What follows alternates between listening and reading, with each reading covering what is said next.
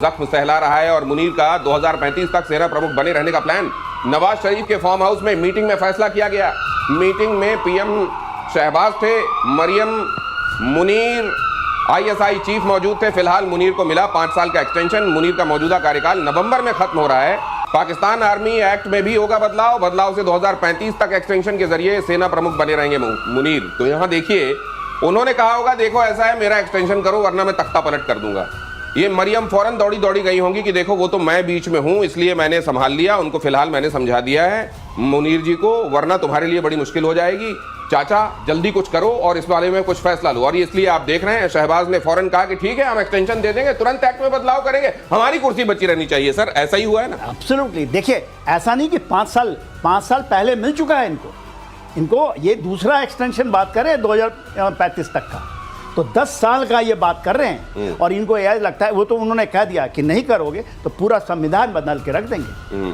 और जो आपने प्रेसिडेंशियल फॉर्म, ये इन्होंने बताया इनको कि हम प्रेसिडेंशियल फॉर्म ऑफ गवर्नमेंट लाएंगे जैसे कि अमेरिका में चलता है, और उसके बाद तो हमारी 2 टर्म तो है ही है। तो ये एक हिल रिजॉर्ट टाइप की जगह है, मुर्री इसको कहते हैं, पंजाब में आती है वहां। तो जैसे कान मुरेर के कहते हैं ना हमारे यहाँ की कोई काम करा लेना, उसी तरीके से शहबाज की मुर्री में ये मुर्गी लगा के उससे काम करा लिया गया है। ये अब वो जो कहेंगे वैसी कलम चलती जाएगी। देखिए इतिहास गवाह है, पाकिस्तान के जो भी 78 साल से आप देख रहे हो, इनमें कई बार ऐसे तानाशाह हो गए। एक तरह से है, कहते तो ये ओपन स्टेट है, मीडिया यहाँ पे हम इनकी बात सुनते हैं समझते हैं, लेकिन ये भी वही है जैसे चाइना है, जैसे आप कह सकते हो कि नॉर्थ कोरिया है।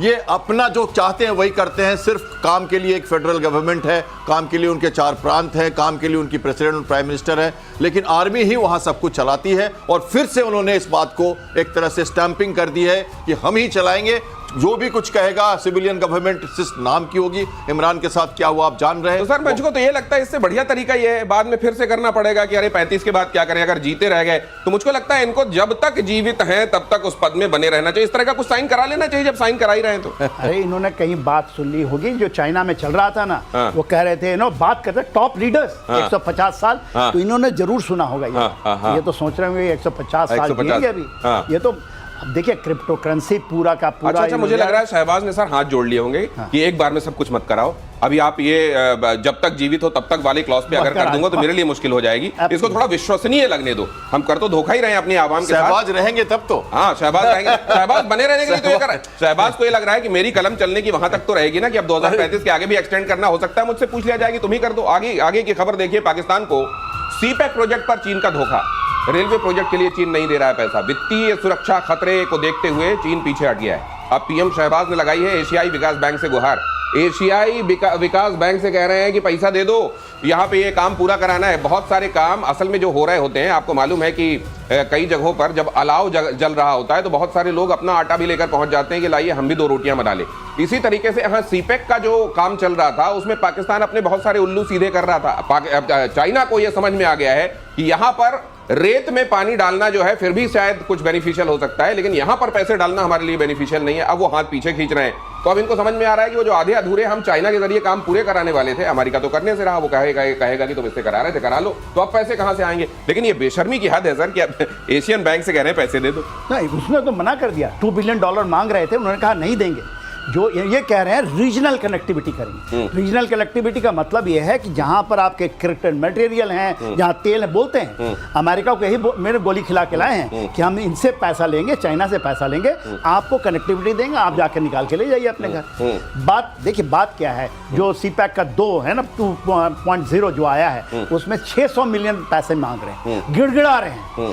मगर आप बताइए, जिसने $64 बिलियन का ये जो प्रोजेक्ट था 30 बिलियन दे चुका है, डुबा चुका है, उसको 1 पैसा नहीं मिलने वाला है। उससे 80% सामान ले सकते हैं। ये असल में ये वो है कि एक शेर को 1.25 शेर मिल गया वाली बात है। ये उस संदर्भ में अगर आप देखिए तो चाइना जो है पूरी दुनिया को डेट ट्रैप में डाल के रखना चाहता है। हर जगह वो अपना किसी ना किसी तरीके का जाल फेंक देना चाहता है, और ज्यादातर जगहों पर तो ऐसे मुल्क जो अगर उधार चाहते हैं वो उधार देता है, और इतना उधार दे देता है कि आइंदा के दिनों के लिए वो पूरी तरह उसके एहसान में दबे रहें और वो जो कहे वो करे।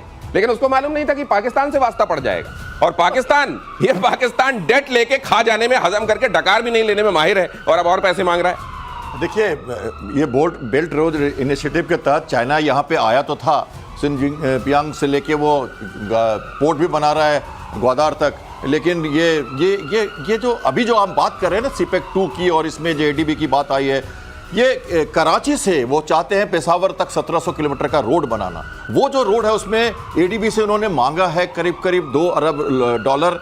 शायद वो अभी देंगे नहीं देंगे ये भी मुश्किल है, और अभी 6 से ज़्यादा अरब की डॉलर की इसकी ज़रूरत है। और वो अभी क्योंकि उनको चाहिए अपने रीजनल विस्तार की बात कर रहे हैं वो, जहाँ पर वो चाहते हैं कि अपनी पकड़ कर लें। पर चाइना को लगता है कि इससे मुझे क्या मिलेगा, मेरी जो स्ट्रैटेजिक रीज है जहाँ मैं अफगानिस्तान तक जाता हूँ, जहाँ मैं उसको चाहता हूँ कि अमेरिका को भी वहाँ फंसने का मौका न मिले, उन सारे चीज़ों में या अपने लोगों के लिए जो उसका जो डर है कि उनके इंजीनियर मारे जाएंगे, इन सबों में उसको कुछ भरोसा नहीं है, इसलिए उसने मना कर दिया है। और भारत को भी आपत्ति है क्योंकि हमारे जो पीओके से गुजरता है ये रास्ता, और ये हमारे लिए खतरनाक है। तो लेसन फॉर नेशंस भी है कि हमें इस पर पैनी नजर। तो ये क्या होगा सर, ये काम स्टॉल्ड रहेंगे जैसे स्टॉल्ड हैं, या चाइना आखिरकार नाना करते प्यार तुम्ही से कर बैठेगी तर्ज में पैसे दे बैठेगा, या फिर एशियन बैंक से इनको पैसे मिल जाएंगे, क्या होगा? देखिए 1-2 बार तो मिल जाएगी।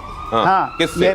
ये मांग रहे हैं, IMF से मांग रहे हैं। अच्छा, IMF को बोलते हैं एक बेल आउट और कर दो। अच्छा, हाँ, इनको मिल भी जाएंगे, सऊदी अरेबिया भी दे दे। मगर देखिए चाइना में क्या है, वो क्रेडिट ट्रैप में फंसा है। क्रेडिट ट्रैप 62 बिलियन दे दो, $600 मिलियन दे दो, मगर जो हमन टोटा में हुआ है, गुदार कमीशन हो चुका है, एक एयरक्राफ्ट नहीं उतरी है। और बलूचिस्तान का कहता आ जाओ, आपको तो मारेंगे ही मारेंगे, आपको एयरक्राफ्ट को भी मारेंगे। अच्छा, तो आप देखिए इस तरह से फंसे हैं। चाइना इनके क्रेडिट ट्रैप में फंस चुका है। आधे पैसे लेकर के भागे हैं ना, पापा पिज्जा थे ना बाजवा साहब, एक वो भागे हैं। अब इनको चाहिए $600 मिलियन, तो ये भी भागेंगे, ये नहीं रुकेंगे मुनीर साहब, इनको जनता मारेगी। वो जो कहा जाता है कि अगर आप दूसरों को जलाने के लिए हाथ में जलते हुए अंगारे लेकर चलेंगे तो पहले आपका हाथ चलेगा।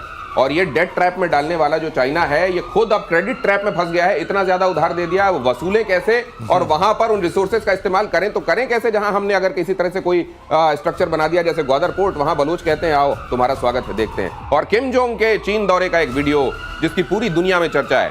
पुतिन के साथ बैठक के बाद किम जोंग की कुर्सी की सफाई हुई। किम के बॉडीगार्ड्स ने कुर्सी को साफ किया, कुर्सी टेबल पर चिपके किम के डीएनए को हटाने की कोशिश की। जब आप कहीं बैठते हैं तो आपके स्किन के छोटे छोटे टुकड़े वहां, या फिर आपका बाल अगर गिर जाता है तो वो, और ये सब डीएनए की स्टडी के लिए किसी भी दुश्मन मुल्क के लिए बड़े कामयाब हो जाते हैं, बड़े कारगर हो जाते हैं। अब ये देखिए चाइना वहां गए। अब चाइना कहा यह जाता है कि दोनों बड़े हैंड ग्लव्स हैं, बड़े दोनों की एक दूसरे से बड़ी पटरी खाती है, और पटरी खाने के बावजूद अगर वहां पर जाकर उनको इतनी सफाई करनी पड़ रही, तो ये देख लीजिए कि जो चालाक मुल्क हैं, ये चालाक मुल्क एक दूसरे के ऊपर भी भरोसा नहीं कर पाते।